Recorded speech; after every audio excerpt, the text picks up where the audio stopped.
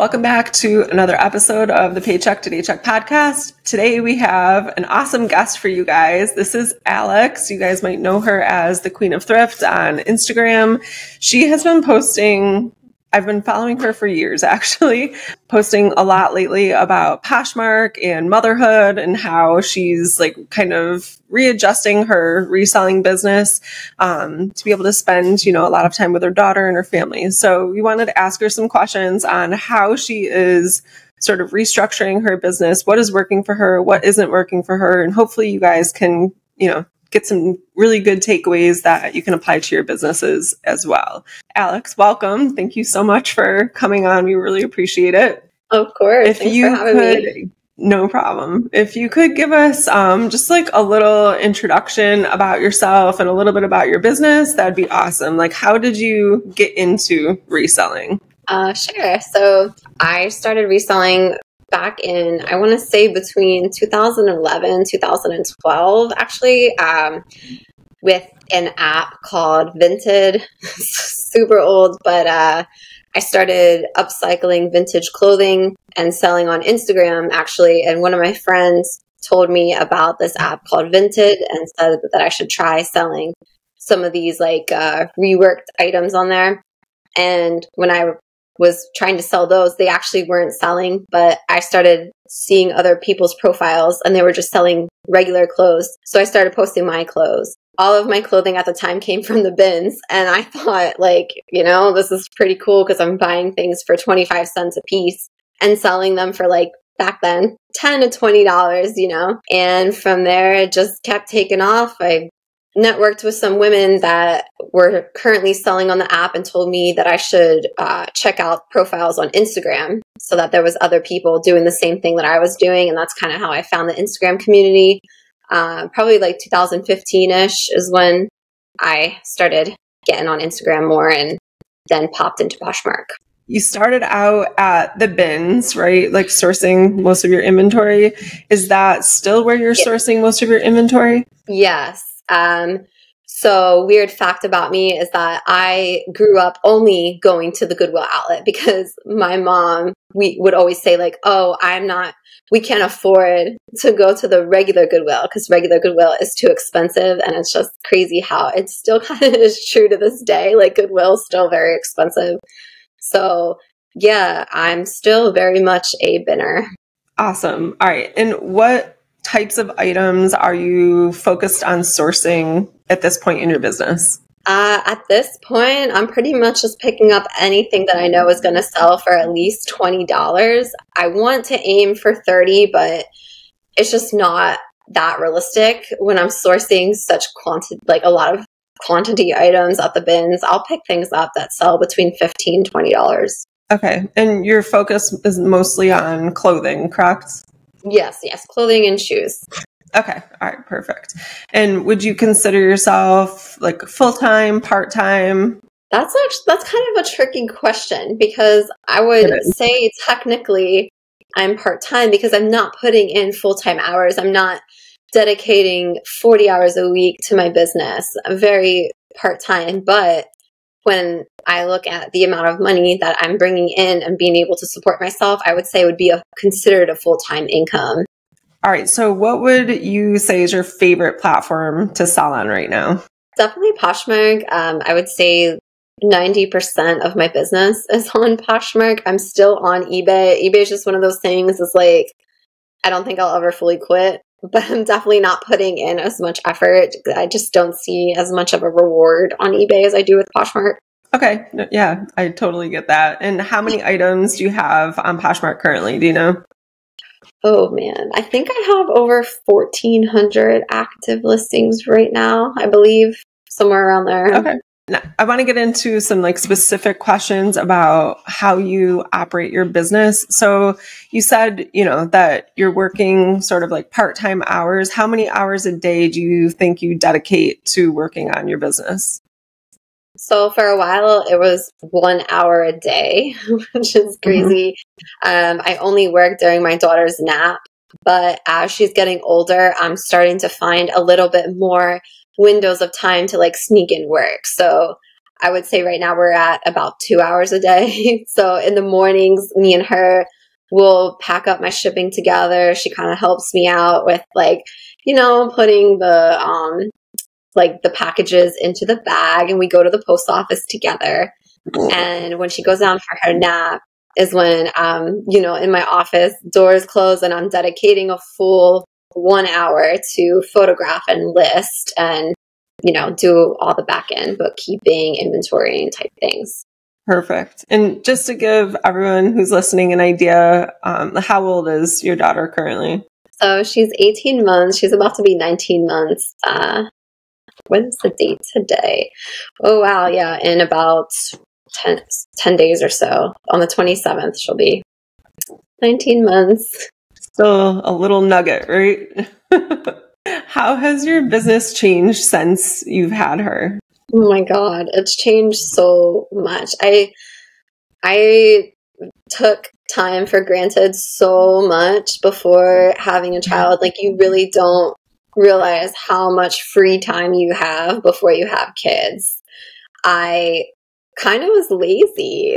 Like, I feel like I could have done so much more before having her, because now it's like, when I have that 1 hour to dedicate, I'm doing so much in that hour that in the past would have taken me 4 hours, because I would just be, kind of twiddling around, wasting time. And so that part has changed a lot. And then also the cut in my income has played a significant role in my life.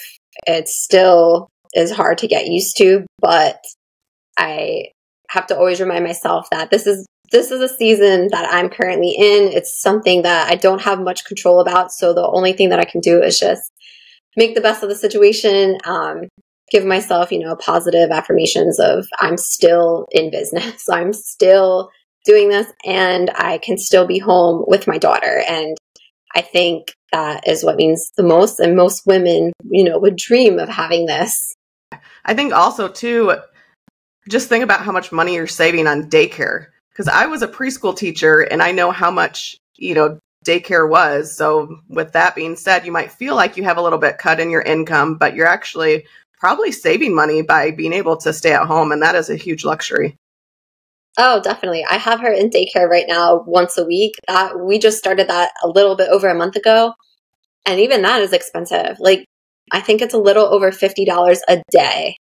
So it comes out to about $250 per month. And that's only for me to be able to go sourcing and get inventory. So I'm literally having to dish out $250 a month to be able to get inventory. To me, I feel like, it's a lot of money to dish out for 4 days. That's just 4 days. Yeah, I don't think, I don't have kids. Liz doesn't have kids. So it's really nice to get the perspective of, a mom who's like, you are in it right now, you know what I mean? And like trying to problem solve and figure out like, how am I going to still work on my business and what makes the most sense? For some people, maybe their area is a little bit, less expensive for daycare. Maybe it's a little bit more expensive for daycare. I mean, that's crazy, like that's insane. But, I send my dog to daycare a couple of days a week as well. And it's crazy, but I do the same thing. Otherwise he's going to drive me nuts. It's not the same as having a kid, but he's like eating, like the blanket off the couch, and, it's just constant like interruption. So I think it's really interesting to get, someone's perspective that can kind of speak to all of this. So if you had to give, maybe like 2 pieces of advice to maybe a new mom or, a parent who is currently not a reseller, but thinking about getting into reselling, but they are kind of struggling and trying to think of how they're going to balance and juggle everything if they do start a reselling business, or maybe they just started a reselling business and had a baby, what advice would you give someone like that? So for somebody, I feel like for me, it's like I've been doing it for so long before I had a kid. So I feel like my biggest advantage would probably be having systems in place. So when you're organized, you know what you're dedicating each time to. And when you have a system, then you kind of have a streamline that you know what you're doing. for me, it's okay, we're going to photograph and find ways to save time. When I'm photographing my measurements. I'm not wasting time typing out the measurements and doing like extra steps. My description, some people may argue with me and try and say that, SEO and search, whatever. I don't type out a whole story about a dress. To me, I think customers, they really don't care what you're going to wear the dress with, what this, that, all the, whatever. I add some keywords, maybe if that, but size, condition, and that's pretty much it. I've been doing it like that forever. Yeah. It's just what works for me. So find ways to save time. Also find ways to save money. If you're just starting out and you're a new parent, kids are expensive. So sell your own things first before investing money into something that you're not even sure is going to work out for you. That's really all I can think of right now. That's great. That's great advice. Systems in place is really, and consistency. I pretty much do the same thing every single day. So speaking on that, what would a typical day look like for you? So typical day, we wake up probably between, I don't even know, some days she's up at 5, but most of the time we're up between like 6, 7 o'clock in the morning. We'll go downstairs, we'll do breakfast, I drink my coffee, and she'll go and play while I'm, scrolling, checking Poshmark, checking Instagram, whatever. We'll get dressed and we'll either go to the gym or we'll go for a walk. So that's also important too. You gotta get your exercise in. And then we come home and we will eat a second breakfast, as I like to say. I don't know if anyone else does 2 breakfasts, but we've always done 2 breakfasts.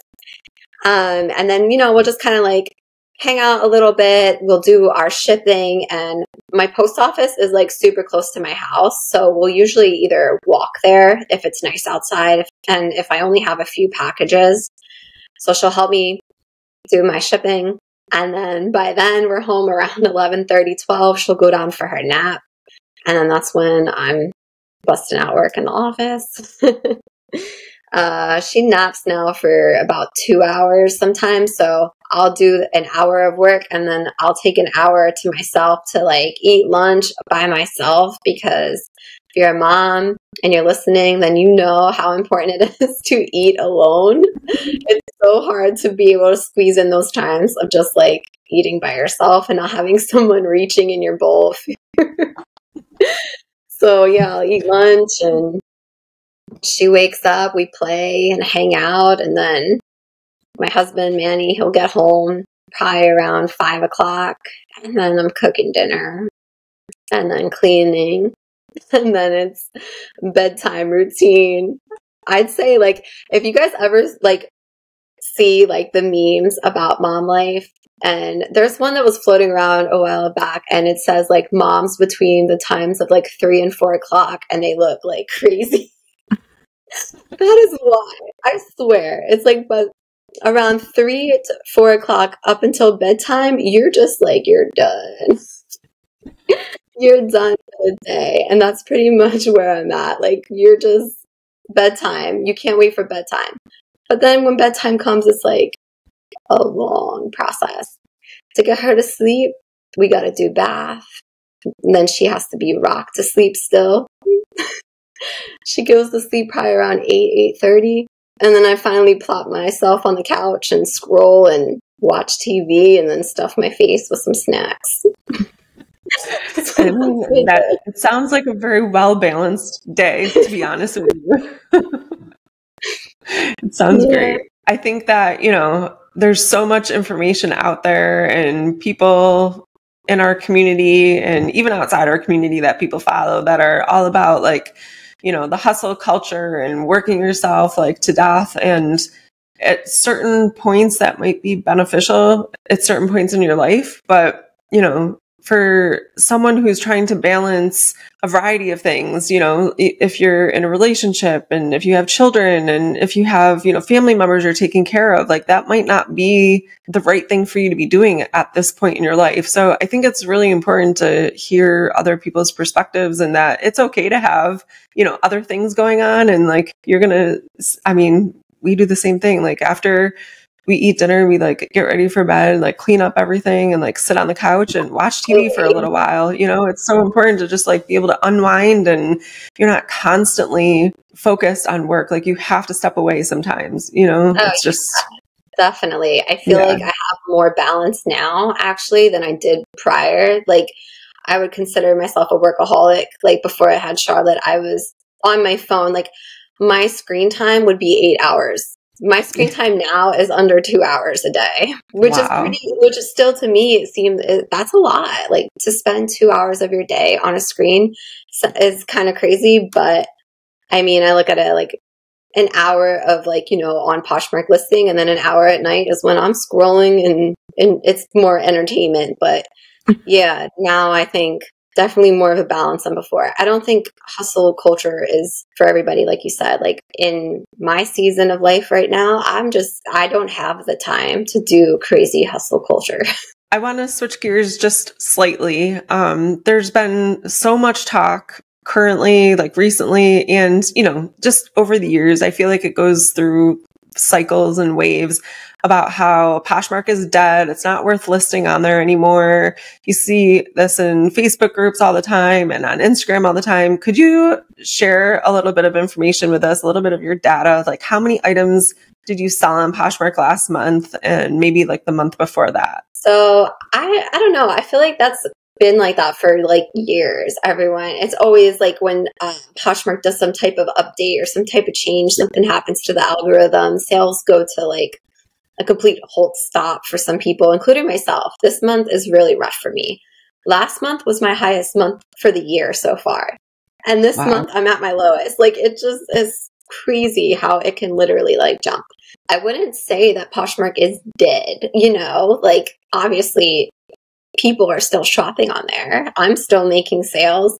So I'm not really sure. I think with the whole promoted listings thing that they're doing right now, I think that definitely has something to do with it. I just canceled mine. I know I asked it, like I put a little poll type of thing on Instagram and I asked people like, what is their experience with it? Because I was genuinely curious, because I noticed that when I did the beta one, it did really good. It performed so well that I was like, you know what? I'll invest and I'll pay to make these sales, you know? And then this last week, I looked at my thing and I think after fees and everything, I profited $20. And I was like, wow, you know, I just don't think that that's for me. So I canceled it. And after I canceled it, I had a few people warn me that if my sales come to a complete stop, it could be that. And this week, it's been really slow. So I'm not sure if that is the case or not, because my cycle for the promoted thing, since canceling it, hasn't reached a full week just yet.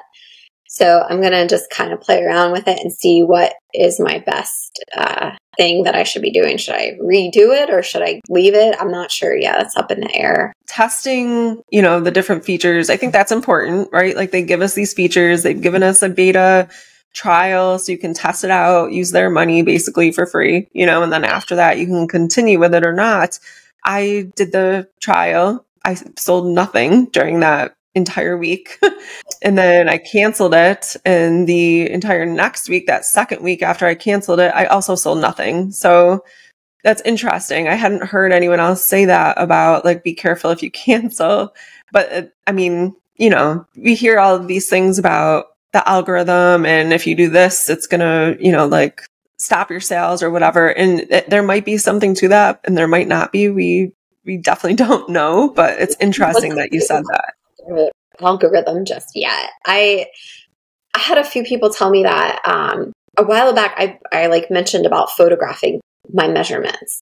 I had like 3 people tell me that that is hurting the algorithm because I'm not typing it out and that my descriptions are very short. And so it's going to hurt me with the algorithm. But I've been doing that for literally so like years that I'm like, I don't think that that has any effect on the algorithm at all. I just don't know what Poshmark's algorithm is. I don't think anyone can crack the code for that one.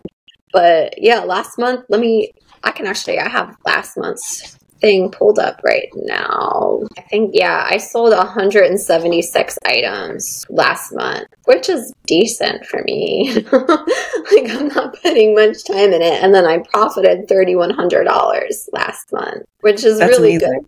again, for only putting in an hour and a half per day. This month, I really was shooting to sell, not profit, to sell $5,000. And I thought I was well on my way because the first week, I think I was at like $1,500 for 1 week. So I was like, okay, like we're right on track. And then I canceled the promotion. And now I think I'm at like $2,500 and we're like a little over halfway. So I'm like, I don't know if I'm gonna, because we're already at the 19th. So I'm like, I'm definitely not on track anymore to hit that goal unless something magical happens. But at this point, I think I'm probably going to have like another repeat month as last month, which is still a good, it's still okay. But I really wanted to start hitting the 5,000 months until the end of the year so I can finish the year off strong. But we'll see. I think, you are a great example of you're doing everything that you should be doing. You're sourcing, you're listing new inventory, you're dedicating time, you're trying the new features, and you are experiencing the waves of Poshmark sales and like the dips and the highs and the lows, right? I guess that's what I want to say, the highs and the lows, just like many other people do all the time, right? But I think that the important thing is that you're consistent, and even though you're having like a slow time right now, you're not stopping, you're not slowing down, you're continuing to source, you're continuing to list, you're going to try new things and see what works best for you, and I think a lot of people get frustrated and they give up or they slow down. And it's probably the worst thing that you can do during a slow time, I think, right? Yeah. You got to keep pushing through. You have to just keep pushing through. The other day I got 30 listings up because I had a full day. It was Saturday and Manny took Charlotte out for the day and he was like, you stay home, take a day for yourself, whatever you want to do. Because I'll go thrifting on Saturdays, but the last 2 months, I don't know what's going on at my bins, but Saturdays have been horrible. So I'm like, I'm not going to waste a Saturday because I already know I'm going to go there, spend 6 hours there and come home with 15 pounds. So decided bust out some listings. I did sell a few. So again, it's Poshmark's not necessarily dead. If you are listing and you're listing desirable items, and I hate being that person to say it listings that people want at prices, but it is true. You do have to list things that people are going to want to buy. And sometimes you have to take lower offers than what you want to keep the ball rolling. Yes. I don't want to sell things for $20 all the time, but I got bills to pay. And when I'm sourcing from the bins, it's a no-brainer. I'm going to accept the offer. Yeah, absolutely. And what would you say are your top 2 or 3 selling brands, your top 2 or 3 best-selling brands? So my number 1 best-selling brand is actually vintage. I've always been selling vintage. I feel like I have a nice flow with what people are going to buy. And when I'm at the bins, what I'm looking for, vintage denim, vintage leather, certain vintage styles Y2K, 90s, things like that, sell consistently. Number 2, American Eagle. So many people won't pick it up and they pass on it. And, I'm there, I'm picking up their scraps and paying my bills. And then third would probably be a tie between either Lululemon or J. Jill. Wow. That really says something, because I think so many people are they're looking for these high-end brands or Anthropologie and Free People and stuff like that. But, I've got to be honest with you. I live in a pretty populated area, and I'm not sure the last time I ever saw someone at the grocery store wearing a Free People top. You know what I mean? American Eagle is everywhere. I buy it. I see American Eagle all the time, almost every single day. And that's what people are wearing and that's what people are buying. So things that people pass up, it's interesting, it's interesting. Free People, I think, is probably number 5 or 6 of my seller. I do find quite a lot of Free People, but Free People definitely kind of slowed down for me with selling. I can't really sell it for as much as what it used to go for. And I don't find it either as often as I used to. I think because probably there's more people at my bins now looking for the same things I am. But American Eagle's great. American Eagle jeans do so good. I found a nice sweet spot that they've been selling between $32 and $35 for certain styles, sizes, and actual shades. The light wash do sell for more money than the dark wash.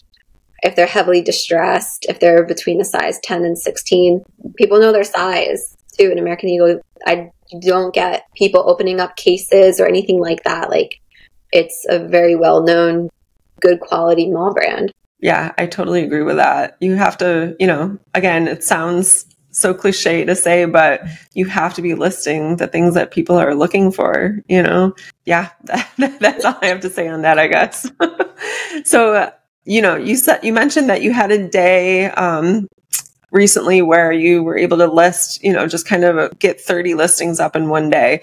Are your listing numbers per week pretty consistent, or do those like go up and down? Do you try to keep them consistent? Are you making drafts so you have like a draft bank in case you have like a slower week for, sourcing? I don't have a draft bank or anything like that. I honestly really should be doing something like that, but I kind of just go in and just do what I can. I have like I said, a system in place. I do my photographs. I'm very fast. Like, I can honestly say I'm very fast when it comes to photographing. I can knock out probably like 20 things in less than an hour of just doing the same motions over and over again. I basically take a stack of clothing that's very similar, like all shirts together, boom, stack it next to me, do flat lays, take the measurement tape. Like, I'm just going through it. I would say like new listings up per week, anywhere between 50 to 70, because I do try to list 10 things a day. Sometimes I can get up more. Like, if I have time and I check the monitor and I see that she's still sleeping, then I'll try and just get a few more up while I can. Perfect.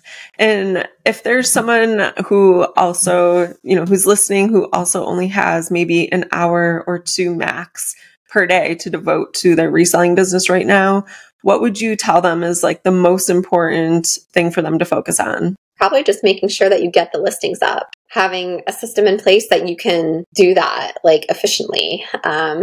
Maybe also let's say if you're like me and you like to use like stock photos and things like that and like do some research on the items, do that while you have like those little in-between times, like as ridiculous as it sounds, but like if you get like a chance to like sneak away and use the bathroom or something, or like while your kid is playing by themselves, and don't feel guilty either. I suffered like a lot of like guilt of being on my phone or doing any type of work when I'm with her, because I always feel this like guilty feeling that when she's awake that I have to dedicate all of my time to her. But it's not healthy either. Like, she also has to understand that I'm a mom and I'm a business owner and I'm self-employed. So she's going to grow up. I would want her to at least grow up watching me work too, so I'll try and do some research here and there, get my stock photos ready, get anything that I need ready before she goes down for her nap, that I have those photos on hand already, the style names and the prices and things, so that when I'm doing the hour, I'm not wasting time on my phone researching those items. I think that's hugely important. And I'm going to use that actually, because when I'm listing things, especially for eBay, because there's so many item specifics that I want to make sure that I'm filling out. So if I don't have everything like stashed in my brain for this specific item and I'm doing research, then I'm getting sort of lost down that rabbit hole of research. Right. And then my phone dings and I'm looking at that. And before you know it, I've been scrolling on Instagram for 5 minutes. It's so easy to get sucked into. The other day I don't even remember what it was that I was listing, and I was trying to find a stock photo for it and I couldn't find it. And I was like looking at the time like, oh my God, like I've literally just been researching one item for like 20 minutes.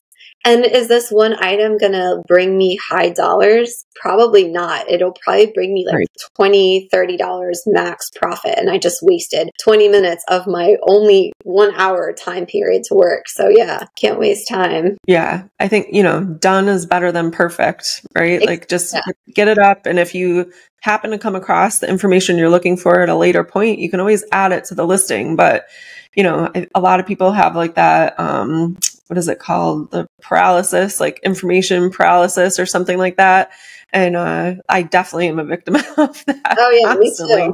Me too. And I'm a perfectionist. Like I need to have everything a certain way or it's just not going to happen. So that's one thing I had to learn too. Like just got to let it go. Absolutely. I love that so much. All right. What do you think has been your biggest success in your business so far? I don't know. Maybe just like staying afloat. Like there's been years where I was like, start looking for a job. Start thinking that, I don't know if I'm going to make it. I don't know if I'm going to keep going. And then the following year, I end up having a really good year after having a really shitty one. And this was one of those times last year was very difficult, like with having a newborn and a baby that needed me. I had other moms, that I talked to on here that, gave me words of wisdom telling me like, it gets better. Like it does get better. It gets easier. They get older. They get more independent. And I definitely have been seeing that now. I feel like in the last, few months, I've been feeling more like myself. Like, I've been having more fun with thrifting. Before it felt, very much like a chore. Like I was away from my baby. It was very hard for me to like focus on thrifting. All I could focus on is being away from her. And now that she's older, it's like, I can breathe I can now, make more thrifting content and have fun with Instagram and reselling both. I feel like I kind of disappeared for a little bit into mom world and wasn't really having fun with it anymore. And do you think that just comes with time, like as they get older? Yeah, I think it comes with time. Also, your hormones. It's so hormonal after you have a baby. Like it takes a long time for, you to get back to normal, like after having a kid. Like, you're obviously you're never going to be the same once you become a mom, but you do feel like yourself again. Love that. All right. What are your plans for your business in the next year or so? And if your goal is to continue to grow, how do you plan to do that? Honestly, I have no idea. Like, I have not, like, I don't know. There's like so many things that like I really do want to do, but I still haven't like worked it all out because I've just been in survival mode. This year I'm in survival mode still, but I think once I'm doing better, I would really like to get back to my income of what I had before having Charlotte. Like I would really like to see that money again. I miss having that extra money too. I would like to eventually open up like a brick and mortar store, something like that. That's really cool. I love that. All right. The last question that we ask every guest that we have on the podcast is if you could give your fellow resellers one piece of advice on how they could turn their paycheck into a day check, what would it be? So it kind of reminds me, like, I remember making the transition from working a normal full-time job and then leaving the job to do reselling full-time. And I told myself I need to make more money with reselling than my regular job for like 6 consecutive months, and then I'll leave my job. And that's what I did. So maybe cut your costs too. Like, how much are you spending every single month on like your normal life? Like, cut out extra costs like eating out, buying things for yourself. Learn how to live, I guess, at lower means, because I don't know, for me, it's like time kind of means more to me. Like owning my time means more to me than living a luxurious life, because I look at it like I am living a luxurious life. I own my own time. I can do whatever I want. So that's perfect. I love it. Alex, thank you so much. This was amazing. We really appreciate your time. Thank you. Thank you. Thank you. This is a great episode. And I hope that everyone who listens to it will be able to get some amazing takeaway from it. Thank you for having me. This was a lot of fun. And I hope so too. I hope especially new moms out there, like it's so hard. I hope that, if there's new moms that are into reselling full time, like myself, or you just want to, not go back to work after giving birth, like you can do it. And then where can people find you at on social media? Oh, yeah. So my username on social media is The Queen of Thrift. So it's like THEE. Perfect. Awesome. Yeah, you guys definitely go check her out if you are interested in selling on Poshmark, if you're a mom, or if you just like really great reseller content. She's a great follow.